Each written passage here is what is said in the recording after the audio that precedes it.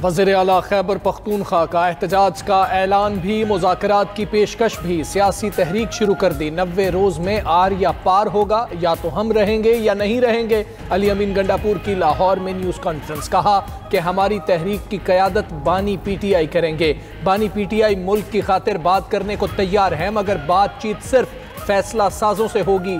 आए बैठें, अपनी गलतियों को माने और आगे बढ़ें। वज़ीर आला KP ने मजीद कहा कि साबित करें हमने मुल्क के खिलाफ साजिश की, साजिश साबित हो जाए तो हमें सजा दें, वरना जिसकी गलती साबित हो उसे सजा दें। कानून सबके लिए बराबर होना चाहिए। वज़ीर आला KP ने लाहौर में जलसे की इजाज़त भी मांग ली। अली अमीन गंडापुर का मौलाना फजलुर रहमान को खुला चैलेंज, कहा कि मौलाना मेरे भाई के खिलाफ इलेक्शन जीत कर दिखाएं।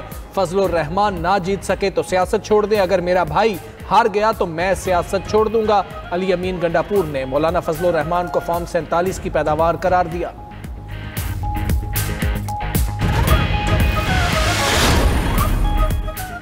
एस्टैब्लिशमेंट किसी सियासी अमल में नहीं आना चाहती। PTI मुज़ाकरात चाहती है तो स्पीकर की मेज़ पर आए। वज़ीर मुमलिकत दाखिला तलाल चौधरी का अली अमीन गंडापुर की न्यूज़ कॉन्फ्रेंस पर रद्द-ए-अमल। फैसलाबाद में मीडिया से गुफ्तगू में कहा कि PTI वाले दिन में भड़के मारते हैं, शाम को पिछले दरवाज़ों से मिन्नतें करते हैं, किसी NRO पर बात नहीं हो सकती। वफाकी वज़ीर अमीर मकाम ने कहा कि मुज़ाकरात की मेज़ से भागने वाले फिर डायलॉग की बात कर रहे हैं। अली अमीन गंडापुर बेख्तियार है। 90 रोज़ की तहरीक का शोशा बानी PTI की रिहाई के लिए नहीं, सूबाई हुकूमत का अपना इक़्तिदार बचाने के लिए है। मुज़ाकरात की बात से 90 रोज़ की तहरीक शुरू होने से पहले ही फ्लॉप हो गई। वज़ीर इत्तलात पंजाब अज़मा बुखारी ने कहा कि 90 रोज़ा तहरीक हुकूमत बचाने का बहाना है। अली अमीन गंडापुर हर बार दुम दबाकर भाग जाते हैं। आज भी उन्होंने जाली मौला जट बनने की कोशिश की। अली अमीन गंडापुर अब मजाक बन चुके हैं।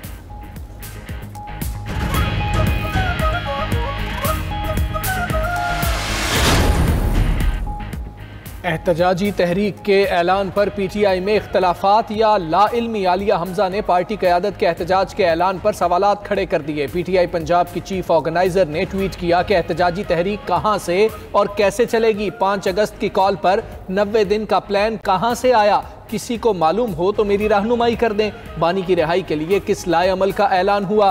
क्या कोई इस पर रोशनी डालेगा? आलिया हमजा ने तंज किया कि पार्टी क़यादत की इत्तलात के मुताबिक मैं 2 दिन से बहुत मसरूफ़ थी, ऐसी मसरूफियात जिनका शायद मुझे भी इल्म नहीं था।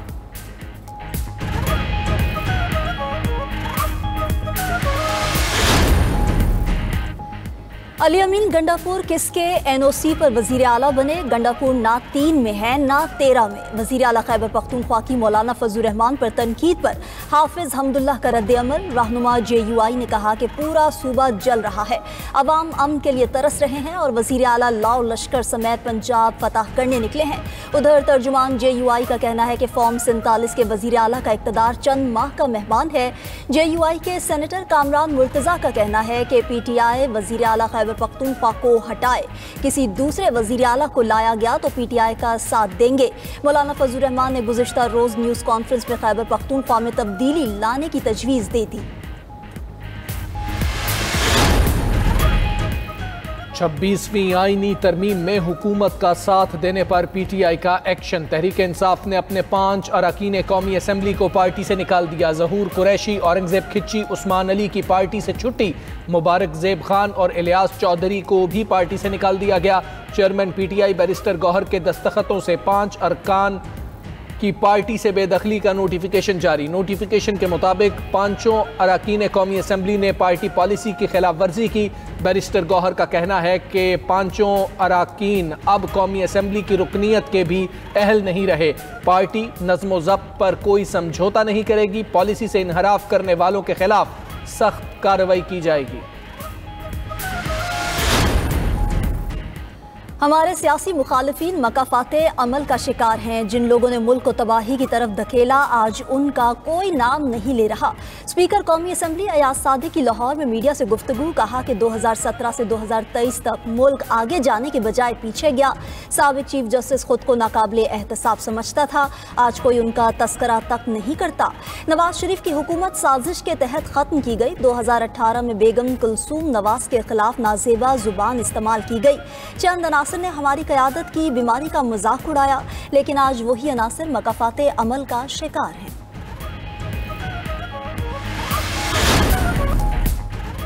अमेरिका ने बांग्लादेश से मलबूसात के ऑर्डर रोक दिए। अमेरिकी सदर ट्रंप ने बांग्लादेश पर 35% टैरिफ लगाने की धमकी दी थी। बांग्लादेश अमेरिका को मलबूसात भेजने वाला तीसरा बड़ा मुल्क है। बांग्लादेशी बरामदात का 80% गारमेंट्स पर मुश्तमिल है।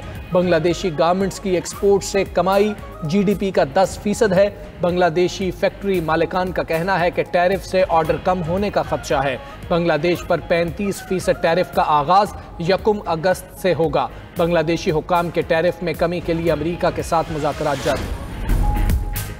26 अरकान की मुअत्तली पर पंजाब असेंबली में मुज़ाकरात बेनतीजा खत्म। हुकूमती इत्तेहाद की नुमाइंदगी स्पीकर पंजाब असेंबली मलिक अहमद ने की। अपोजिशन की तरफ से मलिक अहमद भच्चर वफ्द के साथ शरीक हुए। मुलाकात के बाद मीडिया से अपोजिशन लीडर पंजाब असेंबली बोले, अगले 2-3 दिन के अंदर दोबारा मुलाकात होगी।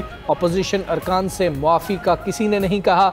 दुआ करें कोई अच्छा नतीजा निकल आए। ऐवान में हंगामा आराई दोनों अतराफ से हुई थी।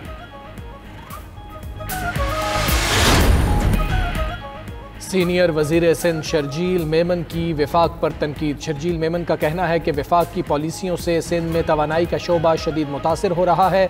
विफाकी हुकूमत सिंध के सोलर और विंड पावर मंसूबों की मुखालिफत बंद करे। सिंध के पास मुल्क को तवानाई के बहरान से निकालने के लिए वाफर वसाइल मौजूद हैं। इख्तियार और सहूलतें मिले तो तवानाई के शोबे में इनकलाब लाया जा सकता है। थर का कोयला दहाइयों तक बिजली की ज़रूरियात पूरी कर सकता है। गैर कानूनी तामीरात और तजावुज़ात के खिलाफ बिला इम्तियाज़ कार्रवाई जारी है।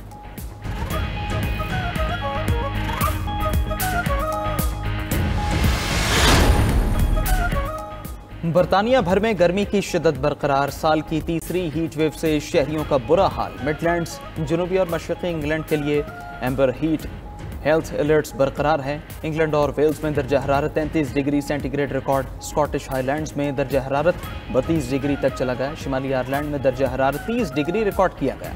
तिब्बी हुकाम की शहरियों से गैर ज़रूरी तौर पर घरों से बाहर ना निकलने की हिदायत जारी। दहशतगर्द इसराइल की गजा में खून रेजी जारी। ताज़ा हमलों में मजीद 108 फलस्तीनी शहीद। इमदाद के हसूल के लिए जमा 38 अफराद भी सेहोनी फोर्सेस की गोलियां लगने से जाम शहादत नोश कर गए। गजा जंगबंदी मुज़ाकरात में पेशरफ्त रुक गई। खबर एजेंसी के मुताबिक हमास ने इसराइली फौज की वापसी का मुतालबा कर दिया। गजा में इमदाद की तकसीम और जंग के खात्मे की जमानतों पर भी इख्तलाफात बरकरार हैं। उधर न्यूयॉर्क टाइम्स के मुताबिक नेतन्याहू ने अपना इक़्तिदार बचाने के लिए गजा जंग को तूल दिया। नेतन्याहू के फैसले जंगी हिकमत अमली से ज्यादा सियासी चालें थीं।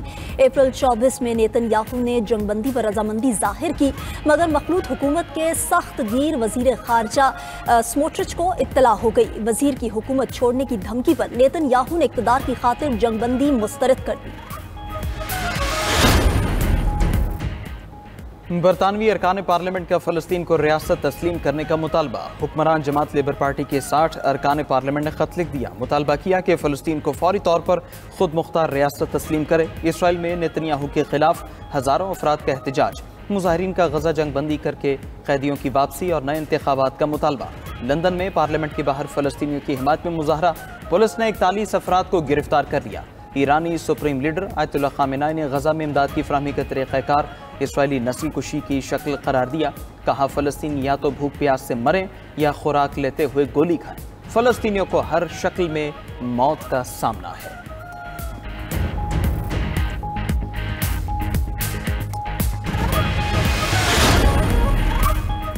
शुमाली कोरिया के रहनुमा किम जोंग इन का यूक्रेन तनाज़े पर रूस की गैर मशरूत हिमायत का ऐलान। वोनसान में रूसी वज़ीर ख़ारजा सरगई लारोफ की कम जोंग से मुलाकात। रूस का शुमाली कोरिया की सलामती और खुद मुख्तारी को नुकसान पहुँचाने की किसी भी कोशिश की मुखालिफत का इजहार।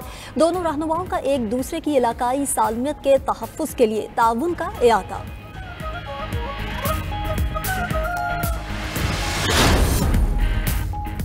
और भारत ने म्यांमार की खुद मुख्तारी भी पामाल कर दी। मोदी की तौसी पसंदाना सोच म्यांमार तक जा पहुंची। म्यांमार की फ़ज़ाई हुदूद की खिलाफ वर्जी करते हुए बमबारी की गई। भारत की जानिब से 13 जुलाई की सुबह मुबैना तौर पर 150 इसराइली साख्ता ड्रोन से हमले किए, जिनमें ULFAI का मशरक़ी कमांड हेडक्वार्टर निशाना बनाया गया।